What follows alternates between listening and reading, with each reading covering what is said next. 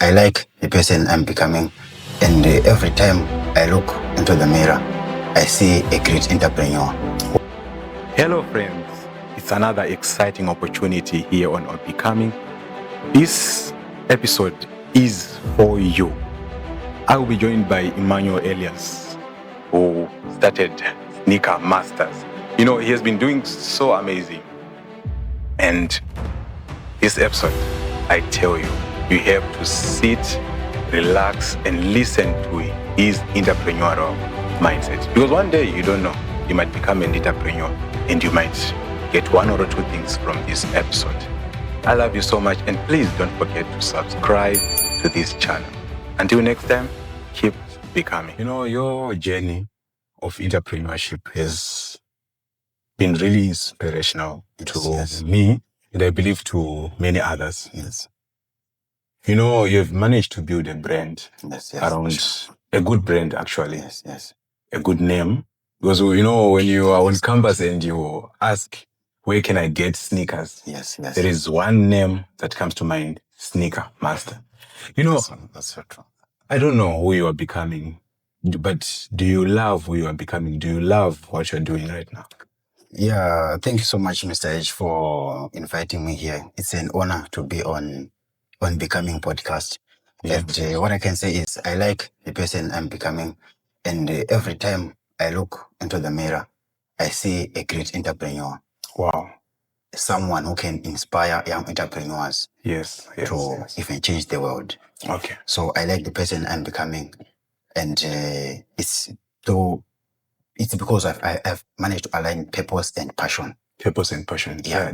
Tell us about passion and purpose. Yeah. When we talk of passion, we are talking of something you love. Okay. You do it for self-fulfillment. Okay. You're doing it because you love it. You love it. Yes. But when we talk of purpose, we are doing something that matters.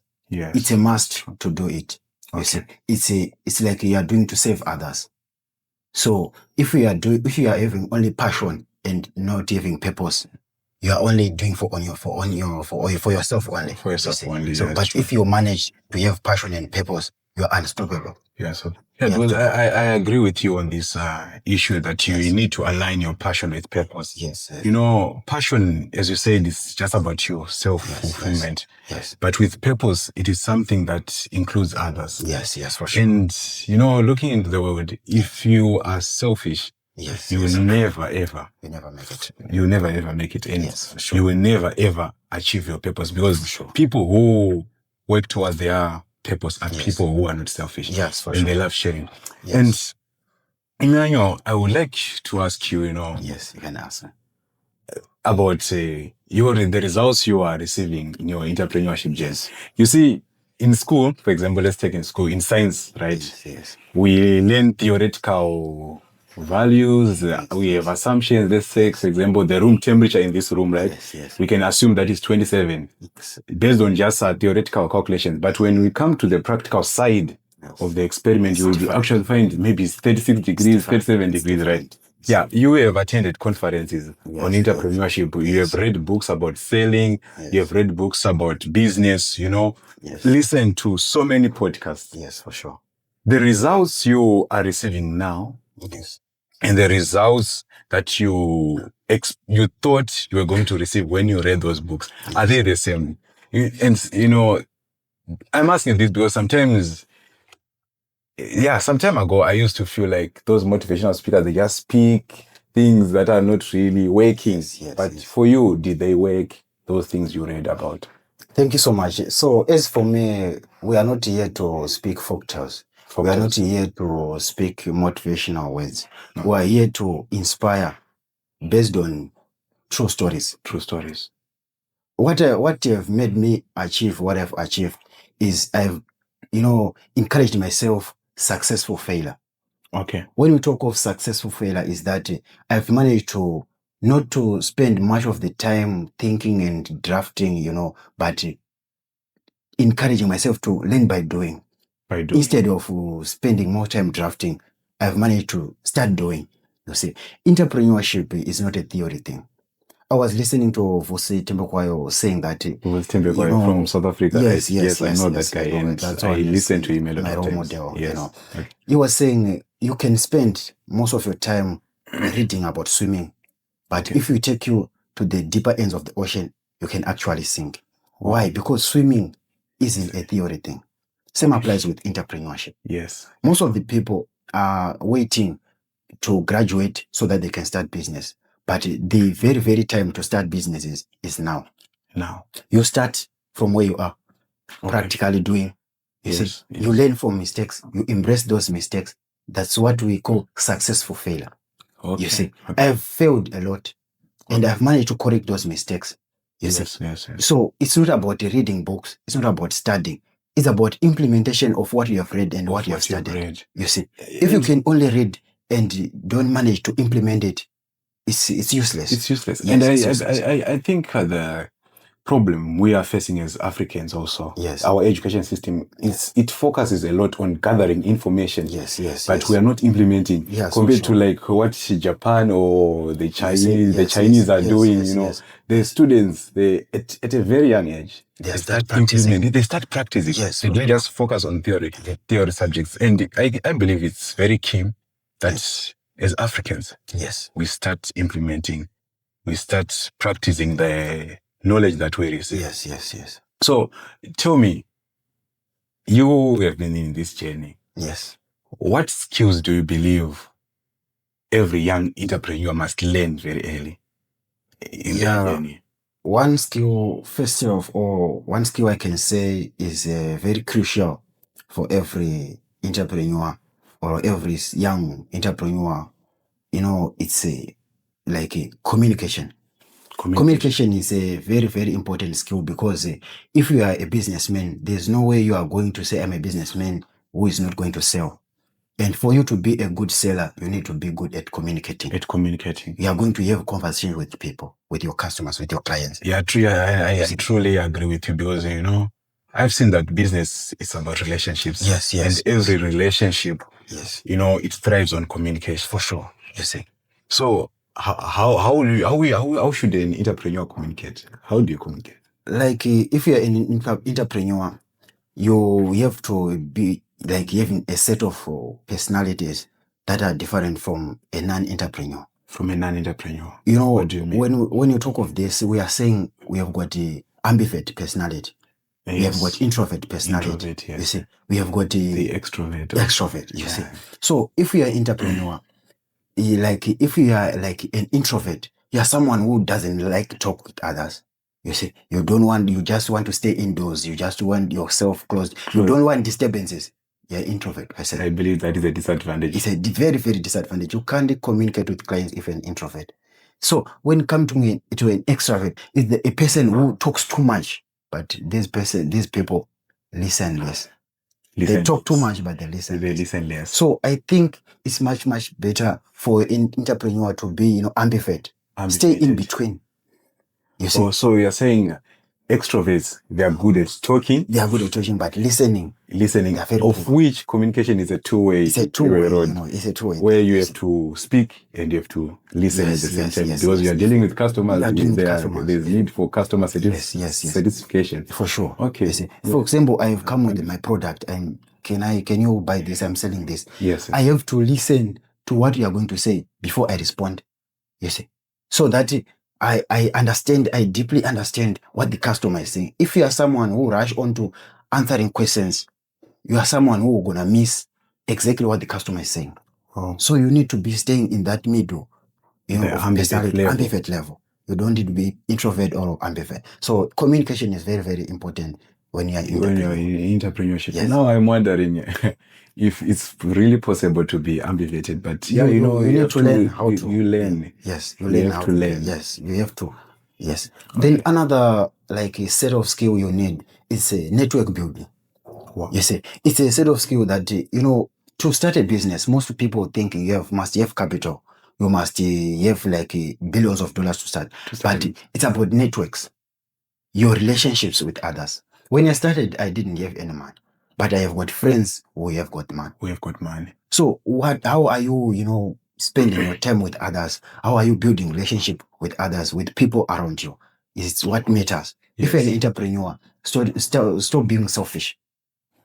Start building like networks. Start building, quality relationships. We are talking of quality relationships. Yeah, coming to know people and who knows you at the same time. Yes, for who sure. do you know? Who knows you? Because the people who are also going to support you in the first of starting of a business are the people who knows you very well. Are the people whom we have relationship with. Yes. They will support you even if you fail. They will keep saying, keep going, brother. We are with you in this. And I'm talking from a true story. I've seen this when I started. I'm not longer sure of the agents that once released this statement that in the next few years, most business deals are going to be relationship based. For sure. It's no longer that which companies want to have this contract, but who do you know? And who knows you? Yes. Just one phone call, you get a contract. What you know doesn't matter than who you know. Yes, there's a saying that says, whom do you know? Whom do you know? Yes, whom do you know? Yes. So even if you look those graduates that want to go like for application of jobs, today it doesn't matter what you know. You can have your certificate, but if you don't know anyone who is working in that company, it's very, very most difficult for you to get that job. You see. So network building is very, very important. Wow. Yes. Yes. Then you need to be persistent. When you talk of persistence, as an entrepreneur, you are going to face many challenges. You are going to face rejections whilst you're approaching clients. You see, you are going to face criticisms. You are going to face discouragements. Okay. But if you have got persistence, you can face the adversity and say, this is temporary. I can go. I can grow over this. Yes. You don't need to take like rejections as a personal thing if you are persistent. Okay. You see rejections as something that can help you to be a better person tomorrow. A better person. It's like a redirection at the same time. It's a catalyst. Okay. It's like a catalyst. You see. Wow. So persistence is very, very much important if you're an entrepreneur. You see. Then optimistic. You need to be like, stay positive. You need to be positive in your business. You see, if people come and say negative things about you, if you take those negative things as something that is personal, they can even, damage your own becoming, because you are taking it as something that stays forever. But if you are positive, whenever they say negative things about your business or about you, you have got the power to keep on going. Yes. Wow, that is wonderful. Yes. And, one of the skills I have seen others talk about is about being good at sales. Yes. You need to be good at selling. How does one become a good salesperson? And, many people think that salespeople are good manipulators. Yes, for sure. Why is it like that? Because, when you're selling something, I would feel like I just want to get rid of this thing to someone. I just need to sell this, right? No. But how do you really become a good salesperson who is not manipulative and who gets good sales? Yeah. So to be a good salesperson, you need to be curious. One who, will dig deeper and explore to understand what exactly influence clients to buy. You see. You need to be curious about what you've brought this customer here. Because whenever a customer comes to buy, you face a challenge. And it's your assignment as a salesperson to solve that challenge or solve that problem. Okay. Then another one, you need to be consistent. You need to be consistent in, for example, you are selling on like platforms like WhatsApp or Facebook. You need to be consistent in posting. People must know you about what you do. You see, not today you have posted your love life. Tomorrow you're posting sneakers. Tomorrow you're posting t-shirts. People doesn't know exactly what you are doing. If it is sneakers, people must know you about sneakers. If it is t-shirts, people must buy what you put. It plays an important role. Yes, it plays in ourselves for sure. Wow. Yes. So consistency is very, very important. Then also you need to be like optimistic. Someone who is always positive, because selling is not like every client is going to like what you are selling. Okay. You are going to face a lot of rejections. Yeah. So if you are someone who is not optimistic, you are going like to be, offended and you can easily quit. You see, so stay positive. Even if you are rejected, be happy. Because you understand that tomorrow you can be someone. You see. Yeah, I believe sales really need someone who is patient enough, because dealing with the rejection, someone says your product is not good enough. You see. Okay. So you must have patience. Yes, you must have patience. In that phase of rejections, you keep on going. That's what managed me to have that brand. That brand is with my other weak mate. Well, we are doing this business. It's now growing. It's now growing. It's now Seeker Master. Yes. Because of the rejections as something personal or something permanent, we have not been here what we are today. Wow. So you need to be persistent. You need to keep going in the face of adversity. You need to keep going, and it made you to be a good. Should be like a good. You need to be someone who interact with clients mostly. Someone who have got a good customer relationship. And there is that concept you once talked about, being an introvert. Yes. If we call it like a caveat, a vendetta. You say in this world we are living, like a failure. What I can say is in this world we are saying we are living. The game of selling have changed. Wow. Customers are not we sell. So if there's you try a lot to of information about the product. Before they searched on internet, what is the product look like? You have got gone on to the reviews. What people are saying about the product. So if you try to mislead that customer, you can try to overprice. You false information. Yes, you have lost it. You see, you talk about features that are not really there. To try to get like the first client coming to you must be like, we call it first impression. That customer must be impressed by your product. There's this rule called the 250 principle by Girard.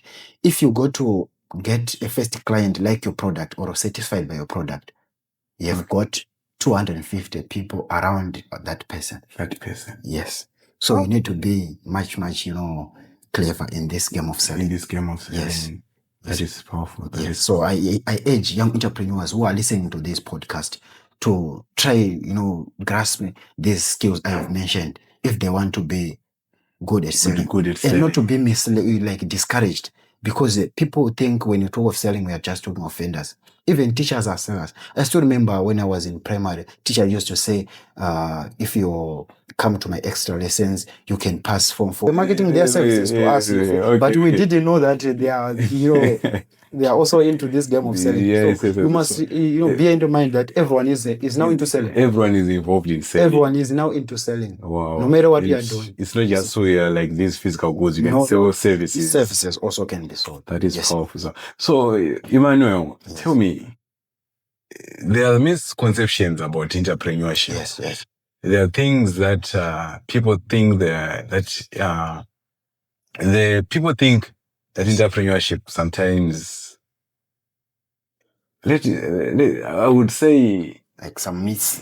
Some myths. That's around. What are some of those myths that you heard before then when you got into this field? I think that if you want to be a good businessman, you must have billions of dollars.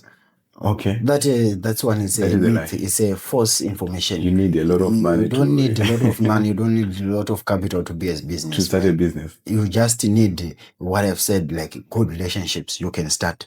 This small or little amount of capital you have, you can start. You say, yes. So there are some myths that if you want to be a good person, a good business person, you must be from a business background. No, that's not it. Are you from a business background? I'm not from a business background. You're building from scratch. Best business person. It's a totally a myth. It's a false information about. You see. Then another is that they say that if you want to be a good entrepreneur, you must good in studies of business. You like someone who have went to school of businesses. You see, that's not it. You see. It's not always that, because when grace locates people, it locates differently. We can talk of Zuckerberg. They dropped college. We can talk of Masiwa. He didn't drop college. He went up to graduate. He graduated in telecommunications, right? Not always that we have to be a dropper. No. That passion and purpose, you need the only thing. That is the common thing between all the Zuckerberg, Masiwas. That's all. Passion and purpose. Passion and purpose. It's always it drives them to be problem solvers. Yes. And so most people can start dropping college now, because Zuckerbergs have dropped college. No. You can even fail after dropping that college. Yes, they have to open their ears.